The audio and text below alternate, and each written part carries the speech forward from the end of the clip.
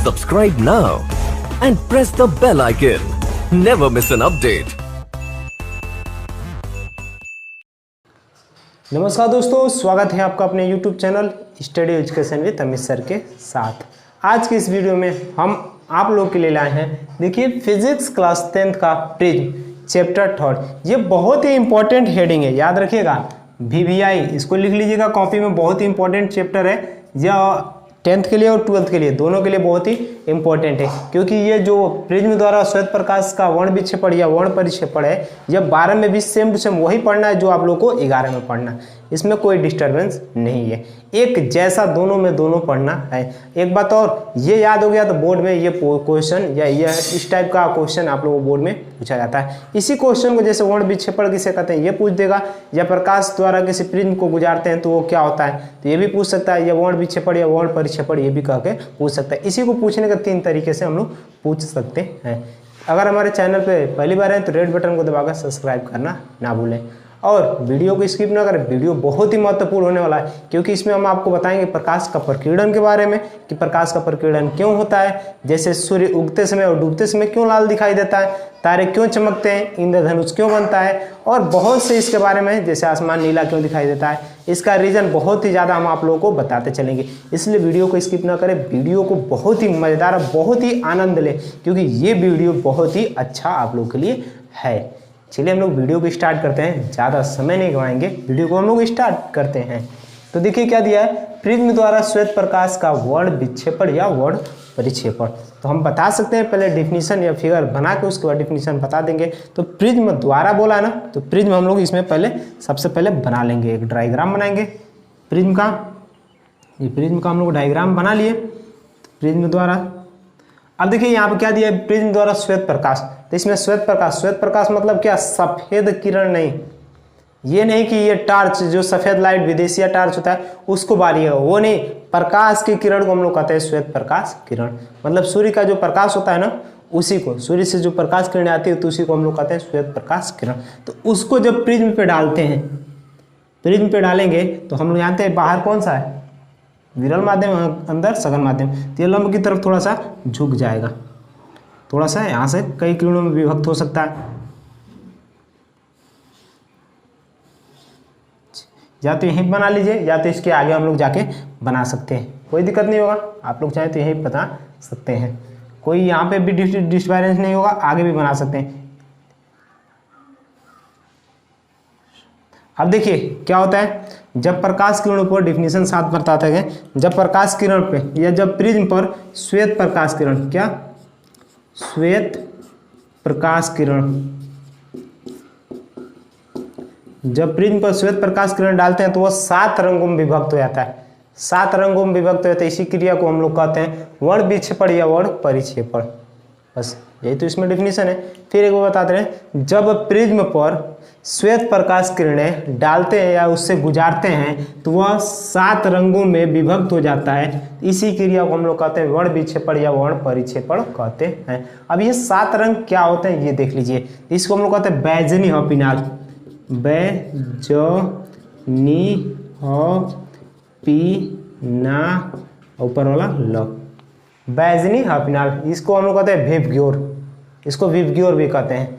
जैसे बैजनी मतलब बैगनी होगा, बैगनी, जमुनी, नीला, हरा, पीला, नारंगी और लाल। इसमें हम लोग पूरा रंग आ गया कि नहीं, पूरा रंग आ गया। बैजनी, इसको हम लोग रेड कहते हैं। विबग्योर ले लीजिए, violet, indigo, blue, green, yellow, orange और रेड। इसको हम लोग विबग्योर भी कहते हैं। इसको विबग्योर कहते हैं या तो बैजनी अपिनाला, बैजनी अपिनाला कह सकते हैं। तो इसका हम लोग डिफिनीशन क्या लिखेंगे, डिफिनीशन देखिए, लिखेंगे जब प्रिज्म से कोई श्वेत प्रकाश किरण गुजारते हैं तो वह क्या होता है, 7 रंगों में विभक्त हो जाता है। विभक्त मतलब होता है बढ़ जाता है, विभक्त हो जाता है, उसे ही क्या कहते हैं? वर्ण विक्षेपण या वर्ण परिक्षेपण कहते हैं। ध्यान दीजिएगा, ये बहुत ही इंपॉर्टेंट हेडिंग है, यहाँ से और यहाँ तक बहुत ही, ये बहुत ज़्यादा बोर्ड में आप लोगों को पूछा जाता है। तो बताया ना, जब प्रिज्म से श्वेत प्रकाश किरणें गुजारते हैं तो यह 7 रंगों में विभक्त हो जाता है। इसी क्रिया को हम लोग क्या कहते हैं? वर्ण विक्षेपण या वर्ण परिक्षेपण। ये 7 रंग, इसको याद करने का तरीका, 7 रंग क्या होता है? 7 रंग सटीक में याद करेंगे तो बै, ज, नी, ह, पी, ना, ला, या हपीनाल भी कह सकते हैं, या इसको हम लोग इंग्लिश में कहते हैं विबग्योर, VIB, देखिए VIBGYOR, विबग्योर। क्या कहते हैं? विबग्योर। इसे हम लोग विबग्योर भी कहते हैं। अब इसका पूरा नेम नीचे लिख दे रहे हैं। देखिए एक चीज़ और बता रहे हैं, इसमें सबसे कम तरंग दैर्ध्य किसका होता है? तो बैगनी कलर का होता है, सबसे कम बैगनी कलर का, और सबसे ज़्यादा रेड मतलब लाल कलर का होता है तरंग दैर्ध्य। तो जो सबसे पहला आता है उसका सबसे कम रहता है तरंग दैर्ध्य, और जो सबसे लास्ट में उसका तरंग दैर्ध्य सबसे अधिक होता है। तो रेड कलर का तरंग दैर्ध्य 7800 होता है। 7800 क्या होता है? 7800 एंगस्ट्रॉम होता है, 7800 हम लोग लेते हैं। तो चलिए इसमें बता देते हैं इसका पूरा नाम क्या होता है। तो बै मतलब होता है बैगनी, ज मतलब होता है जमुनी, नी मतलब होता है नीला, ह मतलब होता है हरा, पी मतलब होता है पीला, ना मतलब होता है नारंगी, और लाल मतलब होता है लाल। याद हो जाएगा कि नहीं? देख लीजिए, बैगनी, ज से जमुनी, नी से नीला, ह से हरा, पी से पीला, न से नारंगी, ला से लाल। इसको हम लोग विबग्योर मतलब वायलेट, पहला को वायलेट कहते हैं, दूसरे को इंडिगो, तीसरे को क्या कहते हैं? ब्लू, इसको ग्रीन, इसको येलो, ऑरेंज और रेड। आप लोगों को समझ में आ चुका कि नहीं? इसको विबग्योर भी कहते हैं। एक चीज़ और ये भी बताएं, जस्ट सबसे कम तरंग दैर्ध्य, कम तरंग दैर्ध्य क्या होता है? कम तरंग दैर्ध्य किसका होता है? बैगनी या विबग्योर मतलब क्या होता है? वायलेट का, ठीक है ना। और सबसे ज़्यादा तरंग दैर्ध्य, सबसे ज़्यादा तरंग दैर्ध्य, सबसे ज़्यादा तरंग दैर्ध्य किसका होता है? रेड कलर का होता है। इसीलिए आप लोगों को जैसे सिग्नल जो भी होता है रेड दिखाई देता है, तो रेड कलर इसीलिए सिग्नल दिखाया जाता है। चलिए हम लोग अगले हेडिंग में बताते हैं, और इसके बारे में भी आगे हम लोग डिस्कस करते हैं। बताते हैं प्रकाश का प्रकीर्णन में, प्रकाश का प्रकीर्णन क्या होता है, उसमें ये हम लोग सब चीज़ इसके बारे में डिस्कस करेंगे। कि जैसे अभी बताएं आसमान नीला क्यों दिखाई देता है, इसके कारण उसमें हम लोग डिस्कस करेंगे। तो चलिए हम लोग अगले हेडिंग पे चलते हैं, क्या? प्रकाश का प्रकीर्णन देखते हैं। चलिए आते हैं किसमें? प्रकाश का प्रकीर्णन, स्क्रीटिंग ऑफ लाइट। प्रकाश का प्रकीर्णन एक सिंपल डिफिनेशन क्या होता है? प्रकाश के फैलने की क्रिया को हम लोग क्या कहते हैं? प्रकाश का प्रकीर्णन कहते हैं। सिंपल डिफिनेशन होता है। इसमें ये भी लिख सकते हैं, लिख देंगे इसमें, प्रकाश के फैलने की क्रिया को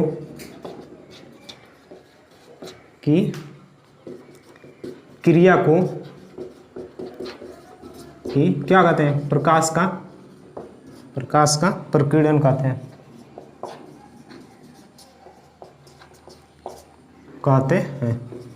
ये सिंपल डिफिनीशन है, मतलब प्रकाश के फैलने की क्रिया को प्रकाश का प्रकीर्णन कहते हैं। फैलता क्यों? जब भी धूल कण, वायु जैसे वायुमंडल में धूल कण होते हैं, वो ऑक्सीजन होते हैं, बहुत ही अनेक प्रकार की गैसें होती हैं, उससे टकरा के इधर फैलना, इधर फैलना, इधर फैलना। जब प्रकाश सीधी माध्यम में जाता है तो वो टकरा के इधर उधर फैलने कर लगता है। इसी क्रिया को हम लोग कहते हैं प्रकाश का प्रकीर्णन, मतलब प्रकाश फैलने की क्रिया को ही प्रकाश का प्रकीर्णन कहते हैं। एक और बता दें इसमें, लॉर्ड रेले के अनुसार, किसके अनुसार? लॉर्ड रेले के अनुसार। ये लॉर्ड रेले जो थे, लॉर्ड रेले ये अपना एक डिफिनीशन दिए थे, मतलब इनका एक फार्मूला को ऊपर है। फार्मूला क्या होता है? प्रकीर्णन समानुपात है तो 1/λ⁴। ये इनका फार्मूला है। मतलब इसका होता है प्रकाश का प्रकीर्णन तरंग दैर्घ्य के चतुर्थ के व्युत्क्रमानुपाती होता है। फिर एक बार देख लीजिए, प्रकाश का प्रकीर्णन तरंग दैर्घ्य के चतुर्थ के व्युत्क्रमानुपाती होता है। तो यह लॉर्ड रेले के अनुसार होता है। तो इसमें लिख देंगे लॉर्ड रेले के अनुसार, लॉर्ड रेले के अनुसार, लॉर्ड रेले के अनुसार प्रकाश का प्रकीर्णन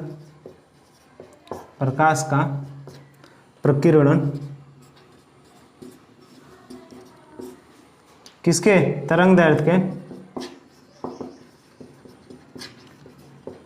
प्रकाश का प्रकीर्णन तरंग दैर्घ्य के चतुर्थ घात के समानुपाती होता है। व्युत्क्रमानुपाती होता है। व्युत्क्रमानुपाती होता है।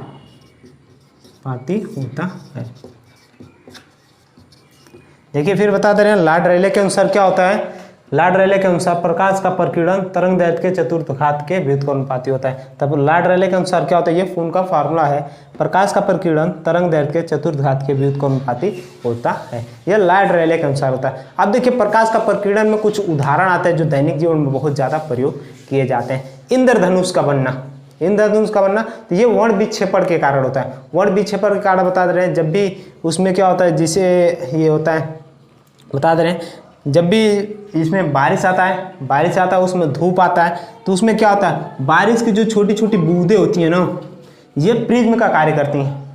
जब भी धूप आता है उसमें थोड़ा सा झीसा फकारी होता है, झीसा फकारी या थोड़ी थोड़ी बारिश होती है, उसमें धूप निकल गया, या कब होता है कि बारिश होने के बाद ऐसी क्रिया होती है, या बारिश आ रहा है उसमें ऐसी क्रिया होती है। बारिश आने से पहले नहीं होता है। आने से पहले क्या होता है? कहीं ना कहीं बारिश आ रहा होगा, भले से आपके यहाँ नहीं आए लेकिन कहीं और बारिश आ रहा होगा, तब इंद्रधनुष बनता है। ऐसी क्रिया होती है। बारिश आने, जब दूसरे जगह बारिश आए तब भी इंद्रधनुष बनता है। ऐसी भी क्रिया होती है कि बारिश आते वक्त होता है और बारिश आने के बाद। बारिश आने के बाद क्या होता है? जो वायु में क्या होता है? नमी होती है, मतलब वर्षा की छोटी छोटी बूंदें होती हैं, वहीं पे रुक जाती हैं। तो यह प्रिज्म का कार्य करती हैं। तो जब इससे प्रकाश किरण टकराता है तो ये 7 रंगों में विभक्त कर देती हैं। 7 रंगों में, 2 3 4 5 6 और 1 7, ये 7 रंगों में विभक्त कर देती हैं। तो इसमें हम बताएं, जिसका सबसे ज़्यादा तरंग दैर्घ्य होता है वही हम लोग को क्या होता है? दिखाई देता है। यही बोला गया है, जिसका सबसे ज़्यादा तरंग दैर्घ्य होता है वही हम लोग को दिखाई देता है। तो वही हम लोग को किसमें किस कलर का दिखाई देता है? रेड दिखाई देता है। रेड दिखाई देता है उसमें ना, ब्लू दिखाई देता है। तो जिसका तरंग दैर्घ्य ज़्यादा होता है वही हम लोग को प्रकाश के प्रकीर्णन के कारण इंद्रधनुष बनता है। तो बता दे रहे हैं इंद्रधनुष का बनना, हेडिंग सिर्फ बता दे रहे हैं, लिखवाएंगे नहीं। लिखवाने के कारण अगले वीडियो में हम लोग कर देंगे। चाहे तो हम लोग इसका बता दे रहे हैं इसमें पूरा, और अगले वीडियो में हम लोग लिखवाने का कारण हम लोग कर देंगे। इंद्रधनुष का बनना अभी जस्ट बताएं, फिर से देख लीजिए। जब वर्षा की छोटी छोटी जो बूंदें होती हैं, अगर बारिश आने के बाद, बारिश जब आ जाता है तो वायुमंडल में जो वर्षा की छोटी छोटी बूंदें होती हैं ना, वो वैसे ही वायुमंडल में रहती हैं। और जब उस पर प्रकाश पड़ता है, तो प्रकाश जब वो पड़ता है ना उस पर, तो जो बूंदें होती है वो प्रिज्म का कार्य करने लगती हैं। जब उस पर प्रकाश पड़ता है तो ये जो वर्षा की बूंदें होती है ये प्रिज्म का कार्य करती हैं। तो इससे प्रकाश टकरा कर ये 7 रंगों में विभक्त हो जाता है। अभी जैसे प्रकाश का क्या वर्ण विक्षेपण बताया ना, 7 रंगों में विभक्त होता है, तो सेम प्रक्रिया वही होता है कि यह 7 रंगों में विभक्त होता है। जो 7 रंगों में विभक्त होता है तो हम लोग को 7 रंग नहीं, 3 या 4 रंग हम लोग को दिखाई देता है। तो जिसका प्रकीर्णन मतलब तरंग दैर्घ्य जिसका ज़्यादा होता है वही हम लोग को किरण वही रंग हम लोग को दिखाई देता है। जिसका तरंग दैर्घ्य कम होता है वो रंग हम लोग को नहीं दिखाई देता है। ऐसी क्रिया होती है। या आप लोग जैसे ठंडी के मौसम में जब ओस गिरता है ना, शीत आप लोग कहते हैं, ओस जब गिरता है तो धान की जो कटाई होती है उसमें उसके पत्तों पे ऐसे थोड़ी थोड़ी जो बूंदें अगर बन जाती है तो उसमें देखिए कभी काटते वक्त वो चमकने लगता है। ऐसी क्रिया होती है। नहीं ऐसे देखते हैं तो जब बल्ब 10 रुपये वाला जब बल्ब जलता है तो उस पर जब आप कैमरा ऑन करके उसमें देखेंगे ना तो आपके मोबाइल में 3 रंग आप लोगों को या 4 रंग आप लोगों को दिखाई देगा। ऐसे भी आप लोग देख सकते हैं कि इंद्रधनुष उसमें कैसे बनता है। चलिए ये इंद्रधनुष का बनना ये पहला टॉपिक है। दूसरा टॉपिक आ जाते हैं जैसे सूर्य उगते समय और डूबते समय लाल क्यों दिखाई देता है। तो इसमें ये भी बताते रहे क्योंकि हम लोग का मान लीजिए ये पृथ्वी है तो पृथ्वी का यहाँ से जहाँ तक वायुमंडल है होगा कि नहीं, तो यहाँ पे जब सूर्य होगा तो ये वायुमंडल में छोटी छोटी धूल कण गैसेज होती हैं, ये सब होते हैं। तो जब यहाँ से प्रकाश किरण मान लीजिए हम यहाँ पर रहते हैं तो प्रकाश यहाँ से टकराएंगे तो ये क्या होती है, यह धूल कण से इधर उधर बहुत ही फैलती जाती हैं। तो अंत में जो किरण हम लोग के पास पहुँचती है तो वह एक ही किरण पहुँचती है, वही रेड कलर का लाल किरण होता है।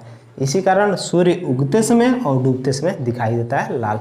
और यही कारण जब ऊपर आ जाए दोपहर में हम लोग को सीधा ये क्या होता है, प्रकाश का प्रकीर्णन नहीं कर पाता क्योंकि बहुत ही कम वायुमंडल मिलता है। क्या मिलता है, बहुत ही कम वायुमंडल मिलता है, तो ये यहाँ से प्रकीर्णित नहीं कर पाता। प्रकीर्णित नहीं करने के कारण ये सीधा हमारे ऊपर चकाचौंध कर देता है।